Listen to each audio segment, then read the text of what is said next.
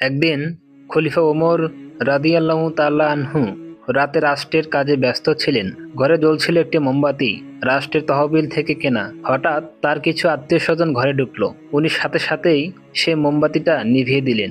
তারপর নিজের পকেট থেকে আরেকটা মোমবাতি জ্বালালেন। আত্মীয়রা অবাক হয়ে বলল, আপনি আগেরটা নিভিয়ে নতুনটা জ্বালালেন কেন? উনি শান্তভাবে বললেন, ওটা ছিল রাষ্ট্রের সম্পদ, আমি ওটা রাষ্ট্রের কাজে ব্যবহার করছিলাম। এখন আমি তোমাদের সঙ্গে ব্যক্তিগত কথা বলবো, তাই নিজের মোমবাতি জ্বালালাম। সুবহানাল্লাহ। একজন ন্যায়পরায়ণ নেতা এমনই হন, যিনি অন্ধকারেও আলোর মতো সততা ছড়ান। কিন্তু আজকের দুনিয়ায় আজ মানুষ শান্তি চায়, কিন্তু শান্তি পায় না। প্রতিটি হৃদয় অস্থির, প্রতিটি ঘর অশান্ত। আজ মানুষ এক এক নেতাকে বেছে নিচ্ছে। কেউ বলে এই দলের নেতা ভালো, কেউ বলে ওই দল সঠিক, কিন্তু ফলাফল সব জায়গায় শূন্য।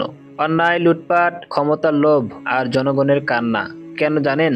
কারণ অযোগ্যরা বসে আছে যোগ্যতার আসনে। যে মানুষ রাষ্ট্রের জন্য কাদার কথা, সে রাষ্ট্রকে লুটছে নিজের পেট ভরার জন্য। আজ মুসলিমদের ইমাম দরিদ্র, কিন্তু যারা ধর্মের নামে রাজনীতি করে তারা বিলাসের মতো। আজ জনগণ কাঁদে রাস্তায়, আর প্রাসাদে বসে তারা হাসে যাদের কাদা উচিত ছিল। তাই আসুন খোলাফায়ে রাশিদিনের মতো নিজের জীবনকে গড়ে তুলি, পৃথিবীতে আল্লাহর ব্যবস্থাপনা কায়েম করি, ইনশাআল্লাহ।